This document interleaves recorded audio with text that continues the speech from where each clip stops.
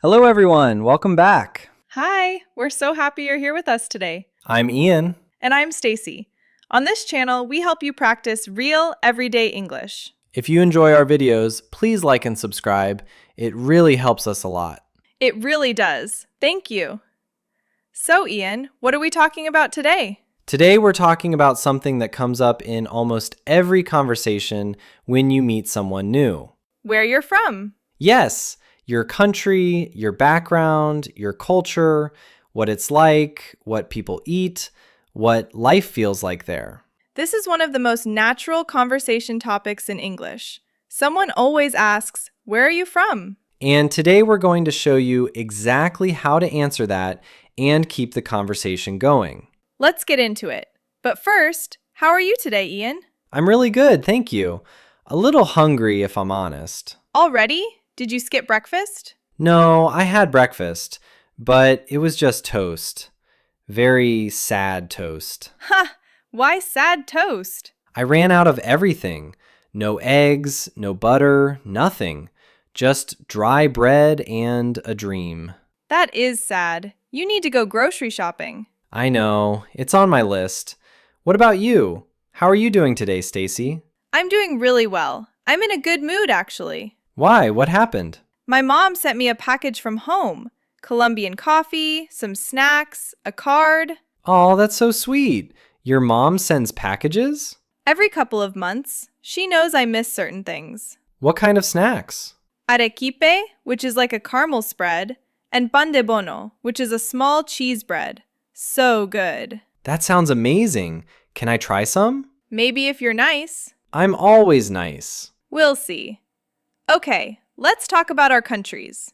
Where are you from, Ian? I'm from the United States, born and raised in Ohio.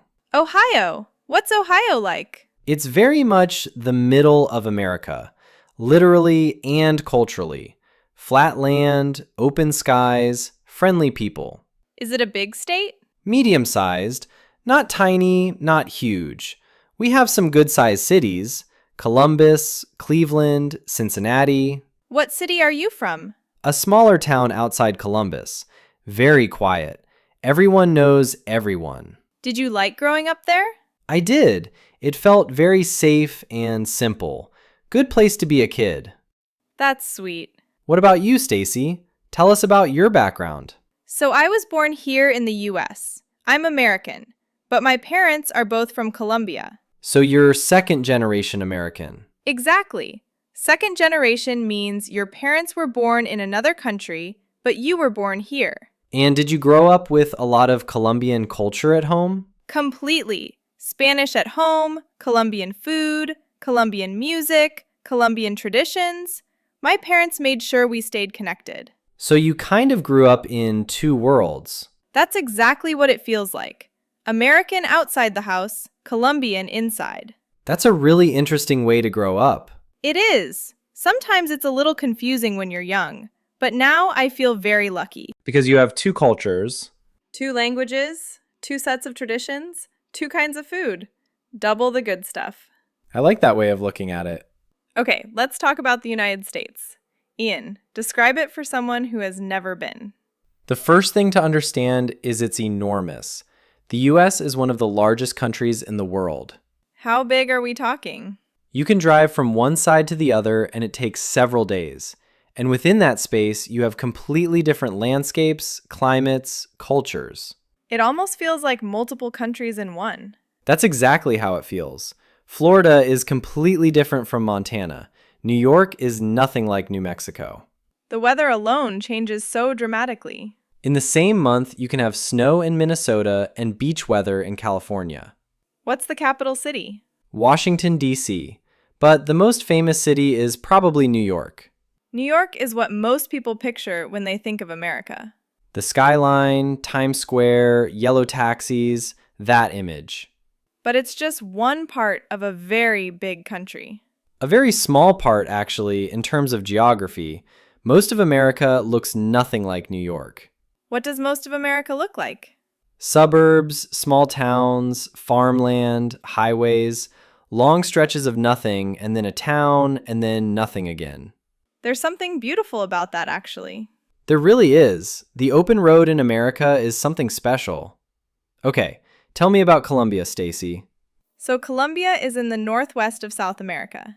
It borders the Pacific Ocean on one side and the Caribbean Sea on the other. 2 oceans? 2 oceans, which means incredible coastline on both sides. That's amazing. And then inland, you have the Andes Mountains running through the middle of the country. So you go from tropical beaches to green mountains within a few hours. What's the capital? Bogota. It's high up in the mountains, about 2,600 meters above sea level. That's really high. Does it affect you when you first arrive? Definitely. The air is thinner up there. You can feel it when you walk fast or climb stairs. Your body needs a day or two to adjust. Is it cold up there because of the altitude? It's cool, yes. Bogota has what people call eternal spring. It doesn't get really hot and it doesn't get really cold, just pleasant most of the year. Eternal spring sounds wonderful. My parents always talk about the weather in Bogota with so much love. Here, you have 4 seasons, and they never fully got used to winter. Ha! Ohio winters are rough. I understand their feelings. They see snow, and they just look confused. Like, why is this happening? Ha! That's so relatable for a lot of people. Let's talk about food. American food first. What do you think of when you think of classic American food? Burgers and fries. Obviously.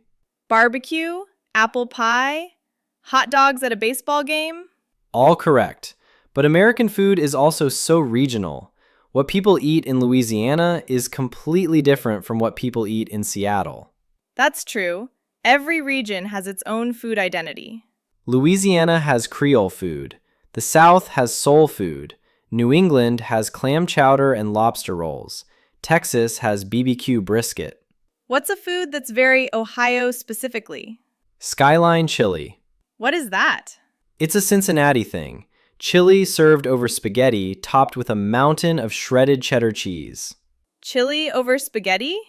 I know, it sounds strange, but it works. People from Cincinnati are very passionate about it. Have you had it? Many times. It's one of those things where you either love it or you don't understand it. Which are you? I love it, obviously. Ha! Okay. Colombian food. Where do I even start? Start with your favorite. Bandeja paisa. What's that? It's like the ultimate Colombian plate. Red beans, white rice, ground beef, chicharrón, which is crispy pork belly, a fried egg, sweet plantains, avocado, and an arepa. That's one plate? One very full plate. It's from the Antioquia region, where my family is from. That sounds like a meal and a half. At least. You eat it for lunch, and you're done for the day. What's an arepa? An arepa is a round flatbread made from corn dough. You can grill it, fry it, bake it. You eat it plain or stuffed, or with butter and cheese. Do you make them at home? My mom makes them. I've tried, and mine are never quite as good. There's always that one thing your mom makes that you can never replicate. Always. Hers are just perfect. What about Colombian drinks? I know coffee is a big deal. Colombian coffee is world famous. My parents are very serious about their coffee. How serious? They brought their own coffee maker from Colombia. They don't trust American coffee makers. Ha! That is serious. They say the water temperature is wrong here. I don't know enough to argue. Does Colombian coffee taste different? Completely different. It's smoother, it's more aromatic, less bitter. Once you have really good Colombian coffee, it's hard to go back. I need to try this. Next time my mom sends a package, I'll bring some in. I will be very nice from now on. Ha!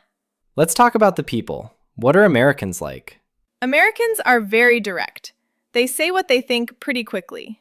That's true. There's not a lot of small talk before getting to the point. Also, very friendly on the surface.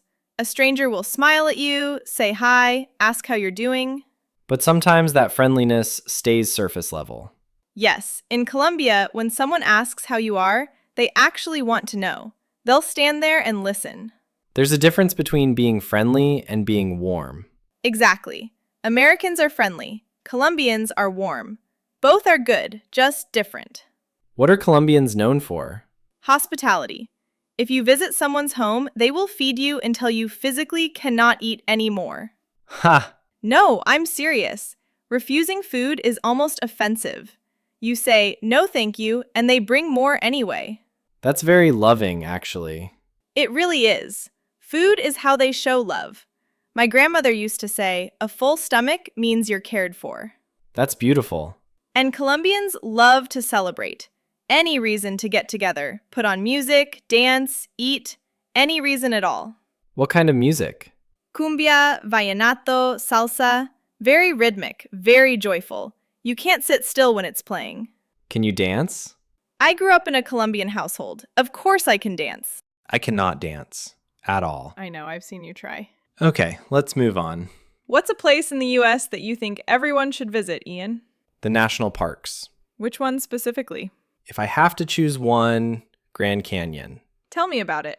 It's in Arizona, a massive canyon carved by the Colorado River over millions of years. You stand at the edge and look down, and your brain just can't process the size. How deep is it? About 1,800 meters deep, and the colors in the rock layers. Reds, oranges, purples. It changes with the light throughout the day. I've seen photos, and it still doesn't look real. In person, it's even more overwhelming. You just stand there and feel very small. What about Colombia? Where should people go? Cartagena. On the Caribbean coast? Yes, it's a walled colonial city right on the ocean. The old city has colorful buildings, flowers hanging from every balcony, cobblestone streets. It looks like a painting. It really does. At sunset, the light hits the walls and everything goes golden. It's one of the most beautiful cities I've ever seen. Have you been there? Twice. Once as a child and once a few years ago. Both times I didn't want to leave. What do you do there? Walk around the old city, eat seafood, sit by the ocean in the evening.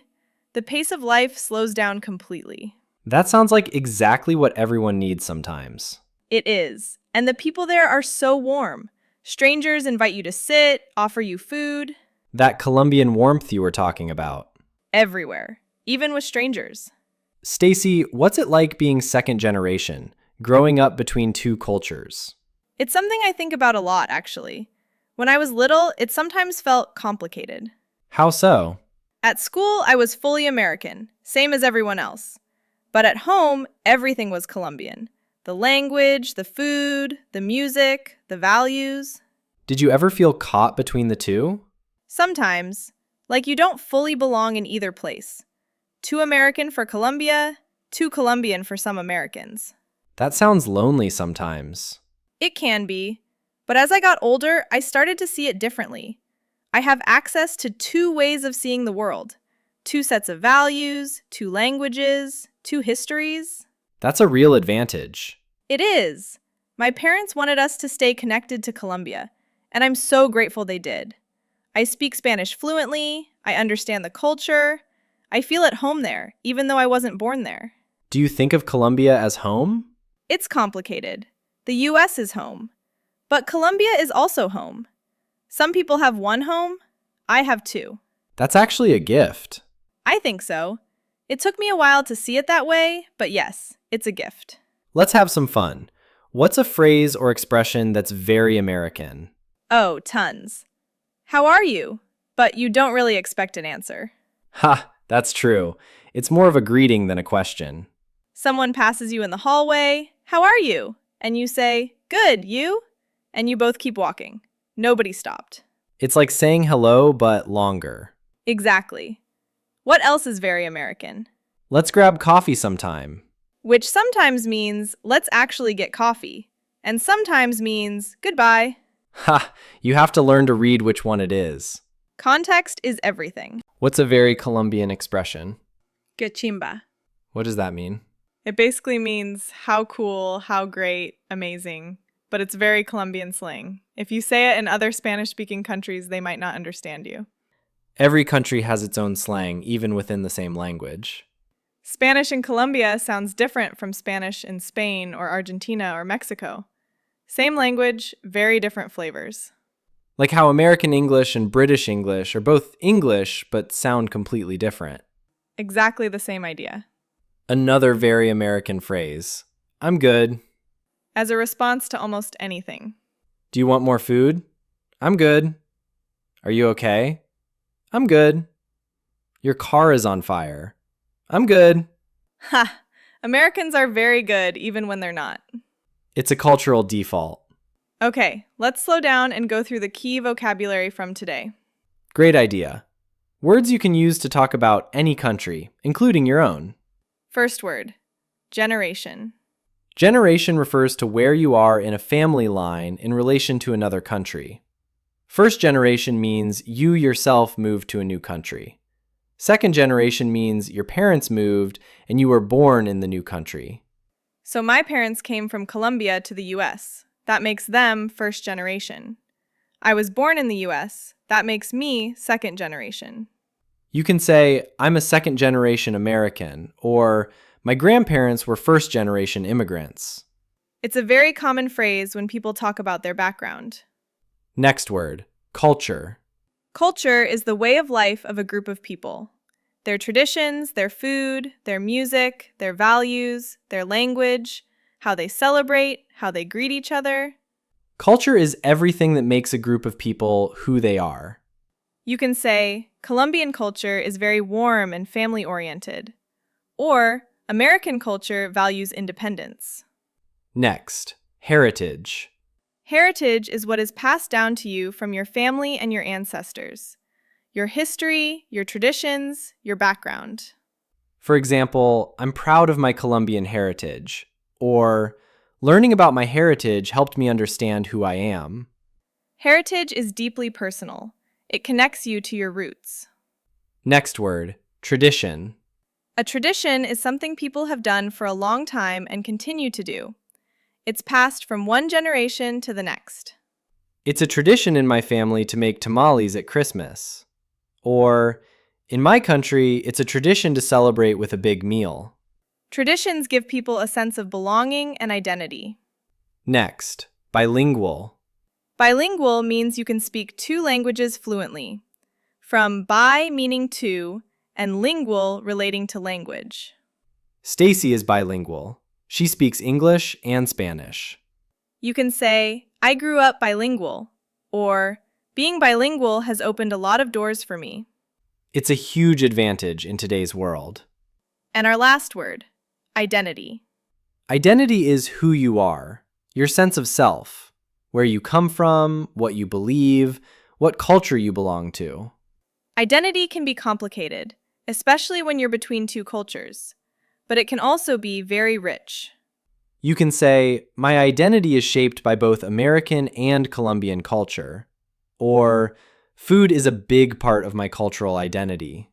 So our 6 words today are generation, culture, heritage, tradition, bilingual, and identity. Let's try using them. Stacy, one sentence using 2 of those words. My Colombian heritage is a huge part of my identity, even though I was born in the United States. Perfect. My turn. Growing up in Ohio shaped my culture and my sense of identity in ways I didn't fully appreciate until I left. Now everyone try making their own sentence. Use one word from the list. Write it in the comments. We genuinely want to read them. Let's go over everything we talked about today. We started with where we're from. I'm from Ohio in the United States. And I'm American, but second generation. My parents are Colombian, and that culture is a huge part of who I am. We talked about what the United States is like. Enormous, diverse, very different region to region.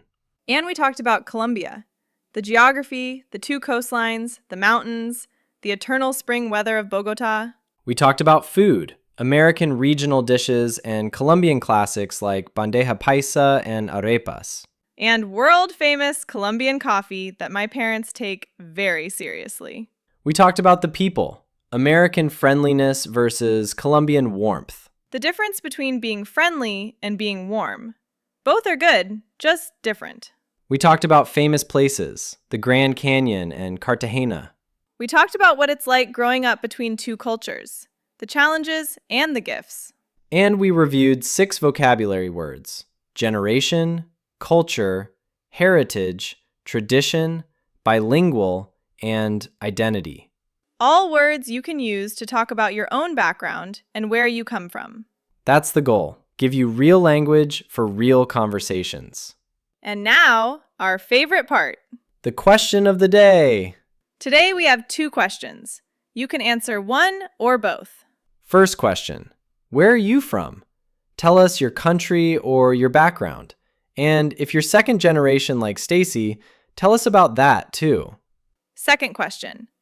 What is one thing about your country or your culture that you are really proud of?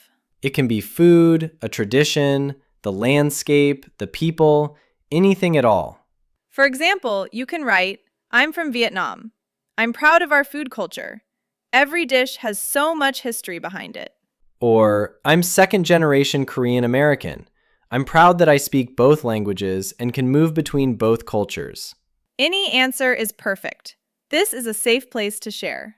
We read every single comment, and we love learning about where our viewers are from. The comment section on these episodes is always my favorite to read.